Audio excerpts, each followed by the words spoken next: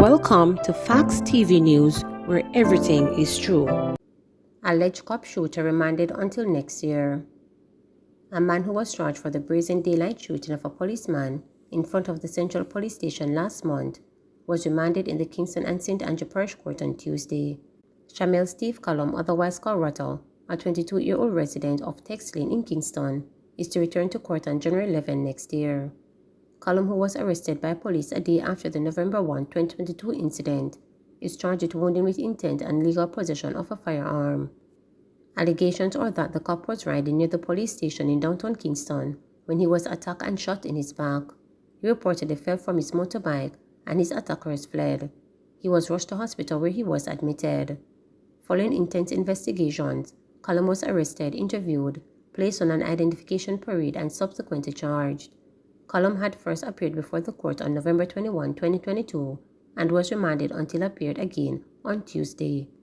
Man shot and killed, another wounded in Golden Spring. A man was shot and killed and another wounded during an incident in Iron River District, Golden Spring, St. Andrew on Friday morning. The deceased has been identified as 32-year-old Tafari Hilton, otherwise called Red, a construction worker of Slip Road, Kingston 5. Reports are that about 1 a.m., both men left a week in the community and were driving motorcycles along the roadway. Explosions were heard and the police were summoned. Upon the arrival of the lawmen, Hilton was found lying on the ground with gunshot wounds to the head. The other man also sustained wounds. They were taken to hospital where Hilton was pronounced dead. The other man is being treated. Portland records 12th murder.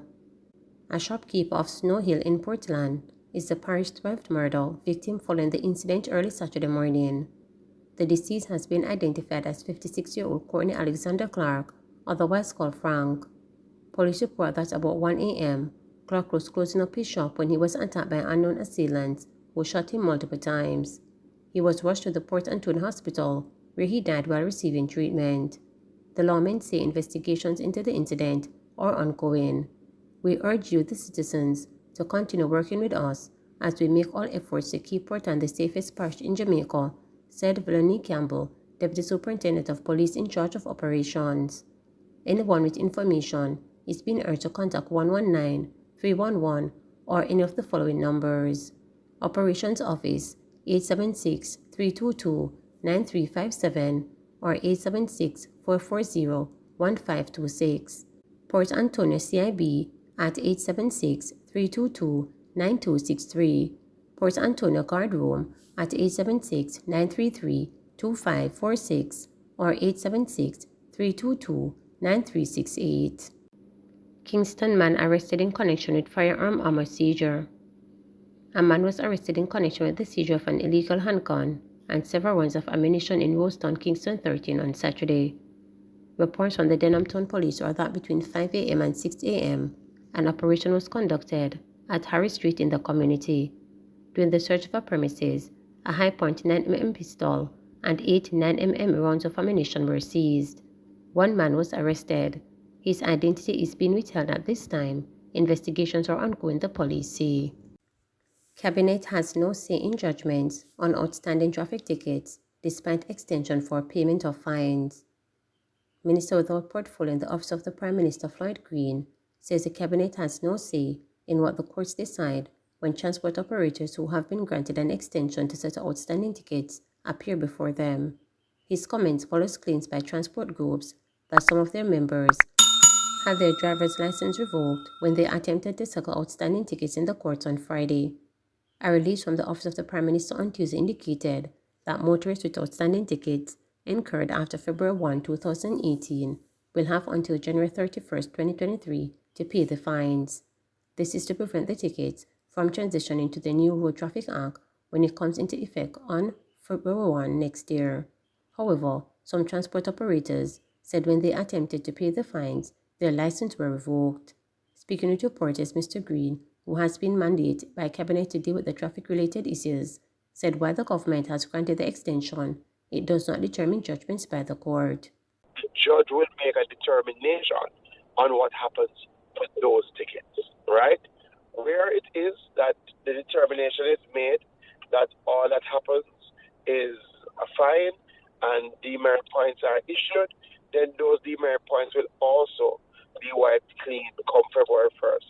But Cabinet has left the decision on those outstanding tickets up to the discretion of the judge, because again, those tickets could have been dealt with before, and it is only fair that one goes before the judge and indicates why they were not dealt with, and that the judge takes into account the seriousness of the offenses that would have been committed in determining the outcome when the person comes before.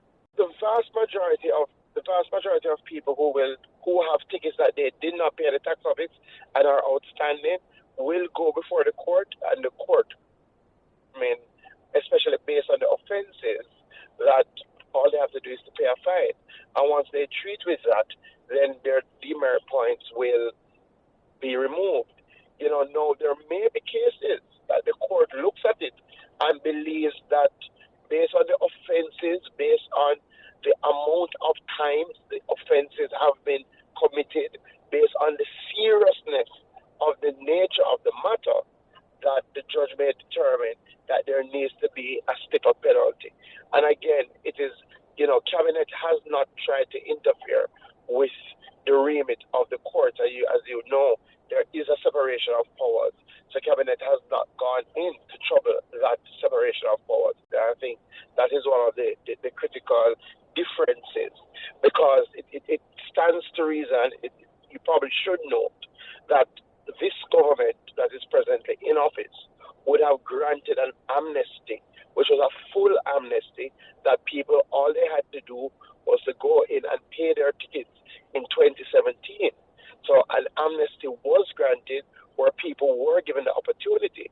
So we're simply saying that if you would have gotten a ticket since February 2018 and you have not paid it, then the proper thing to do is to go to court so the judge will determine how it should be dealt with. So I think one of the things that is important to note is that, where the matters are not resolved, the tickets won't disappear come February 1st, 2023. In other words, if people do not treat their tickets now, and those tickets are brought over those tickets will be brought over to the new Road Traffic Act. Hence, I think the government is encouraging that people try and treat their tickets now, so that at least in relation to the points, those points do not have to be brought over in the operation of the new act. Prime Minister Andrew Holness hints at implementations of new SOEs. Prime Minister Andrew Holness has hinted that the government could implement another run of states of emergencies SOEs to ensure the safety of citizens over the Christmas holidays. States of emergencies now in effect in 8 parishes are to expire shortly. Speaking at the handing over of a home under the social housing project in Manchester, Mr. Holness said the government will do what is necessary to protect Jamaicans. We will continue to hold out hopes that there can be a bipartisan approach to solving crime. But in the middle of this organized criminal activities, where the criminals relish whenever there is a divide as to how we should treat with crime, they are continuing their criminal acts. They are robbing and killing and maiming innocent people.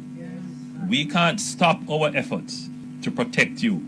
We have to keep on persevering. So I want to give you the assurance that when the SOEs expire, that the government will seriously and carefully consider the application of a new state of public emergency to ensure that we can save more lives. We want you to be able to enjoy the Christmas season, and we want to see you in 2023. So we're going to do everything possible to ensure that. There are organized criminal gangs operating right across Jamaica that are engaged in these activities.